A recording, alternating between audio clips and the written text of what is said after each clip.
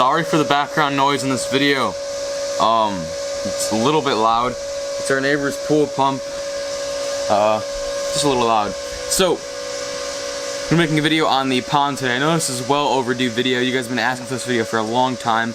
I decided why not make it today. I have nothing else to do. Yeah, the pond's doing really good right now. And I'm actually going to show you guys at the end of this video something pretty neat as well. Back there in my room back there. Pretty neat little tank setup for some neat little fish. So yeah, let's get to the pond.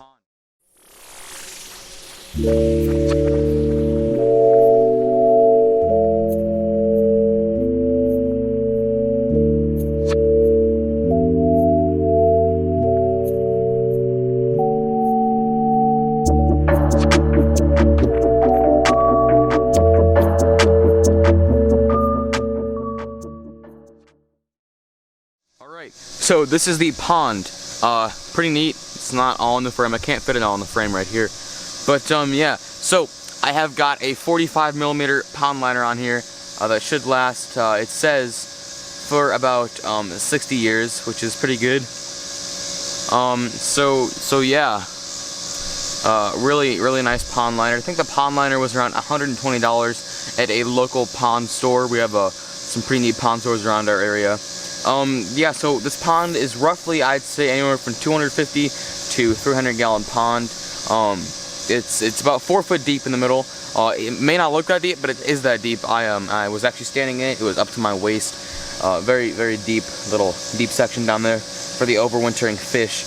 I have a variety of plants in here. I got some, North American lily pads. I have some Ludwigia. I actually have some mangroves in here from Florida. And I have some random plants came along with the Ludwigia. Now you might be asking, why the heck do you have all those plants in the corner? First of all, it helps. It's like a natural filtration for the pond, and it also oxygenates the water. And it looks pretty neat in my opinion. It gives the fish in here to hide. So the fish I have in here, I have a goldfish, 2 comet goldfish. I'll show you guys those in a minute. I have a couple topwater minnows, some western mosquito fish. I have what else do I have? I have a pygmy largemouth bass, a very tiny largemouth bass. I have a green sunfish bluegill hybrid and a pumpkin seed in here. Those are the only fish I have. I really want you guys to recommend what fish I should get. I really want like a baby short-nosed gar or a spotted gar. I think that would be pretty neat for this little pond. But yeah, these fish in here, you probably aren't going to see many of them because they're always hiding. But sometimes they'll come up to the surface if I throw stuff in the pond. Oh wait, no, there's a sunfish. Oh dang it, I scared him away, shoot. The sunfish was just out. I'm gonna sit down here and show you guys what's in here. Oh wait, they're the goldfish dudes.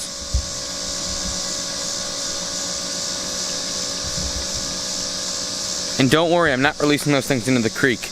I actually did not catch those goldfish. There's another goldfish in the creek that I can't catch. He's too little. But those are actually bought from a pond store. And yeah, so this pond, let's see if I can find some of the plants in here. I know I have some hornwort in here somewhere. This is some anacaris. I don't know where the other plants are. Oh wait, but here's the sunfish. You guys probably can't see him because he's so dark. He's right under that log down in there. So yeah, this pond is doing very good. It's decently clear for how big it is and how much rock work it has in it.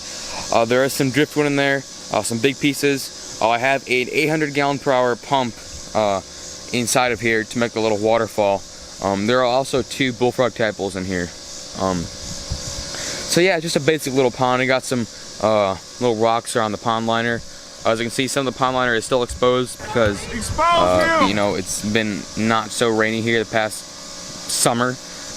Yeah. So yeah, just a neat little backyard pond. Let me know what other fish I should put in here. I know you guys really like these pond videos. So yeah, I was thinking about buying a minnow trap and just trapping some minnows to put in here. Let me know if I should do that or go micro fishing for some stuff. But yeah, so I'm gonna take you guys inside, take a look at this new tank I have set up. So yeah, let's go. There's one of these soft shell turtles. I know if you guys watched one of my videos, Surprise Catching Creek, I found one of these dudes. I actually found 10 more. I only kept 5. These guys, I've only had them for about a week. I'm gonna be releasing them into the creek tomorrow. And I've tried to not to associate myself with them feeding. There's actually one feeder fish left in here for them. It's a wild caught feeder fish from that same creek. Yeah, and just to let you guys know, I have a UVB, a very high UVB light, because these guys need a lot of UVB, and a UVA heat bulb.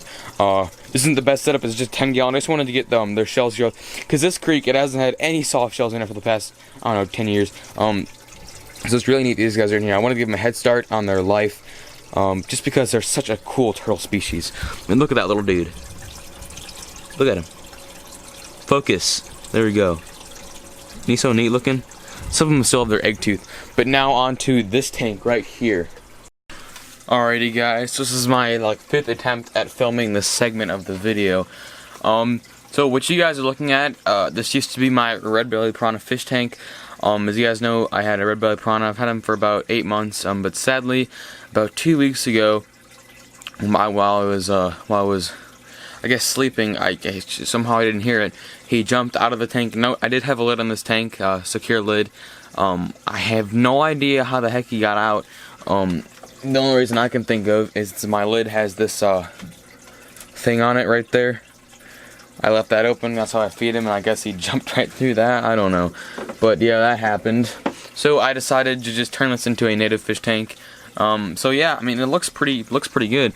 As you can see, I have a large marge. If I can get this tripod to, I haven't used this tripod in like a month. Alright, here we go. So there's a large marge right up there. There's a large marge. Yep, that is a largemouth bass. That is what that is. I'll note all the fish, or name all the fish I have in here. You guys probably have seen all the darters by now. I have about 50 darters in here. You guys might be thinking that is a lot of fish to have in this tank, but darters are very social fish. They each have their own little burrow. As you guys can see, there's one right down there. They each have their own little burrow under the rocks, and they're very social, and they're very fun. They're fine with each other. They live in big social groups in the wild. And I have one leopard frog tadpole. I have all different. I have banded darters. I have orange toed darters. I have Ozark darters, and I have a couple swamp darters, and a couple of whatchamacallums, Johnny darters and greenside darters. And I have one bullhead catfish in here. Two actually. I have two bullhead catfish. They're about that big. And I have one slender mad tom, which is an extremely rare find for around me. Those are more up in Iowa, Nebraska, northern Illinois. They rarely come down to southern Missouri. And I'm not sure if it's like a different subspecies of a bullhead, but I'm not sure if it's a slender bullhead or some type of Ozark slender bullhead or something. But oh wait, it's crawfish. Holy shoot! But yeah, I don't think it's coming back. I will look at the large marge. So yeah, I actually have a rock bass in here. Let me see if he's back here. He looks so cool though. The rock bass looks really neat looking. He looks almost like a leaf, like an African leaf fish when they're juveniles. They look really neat. There's an elephant on in the roof. But yeah, so this tank is very basic. I think it has a pretty good aquascape to it. There's a buzz bait. Yeah, I mean, I like the way it looks. It has a decent filter on it. It's a Marineland penguin. Has 4 whatchamacallit cartridges in there. Whatever you call it, carbon, some filter. It's a 75-gallon filter for 75-gallon tank, so it's basically double the size of this tank, more than double. And they have a heater in there that keeps the water at about 68 degrees for these cool water creek fish. So yeah, you guys should name what kind of fish I should put in here. I was thinking about baby smallmouth bass, maybe a long-eared sunfish or a bluegill, something. So yeah, one last thing. If we can get like I'd say 30 likes on this video, I'll do another video on this tank here. And you guys need to come up with a name for the largemouth bass. Come up with a good name for him. So yeah, now I'll see you guys next time.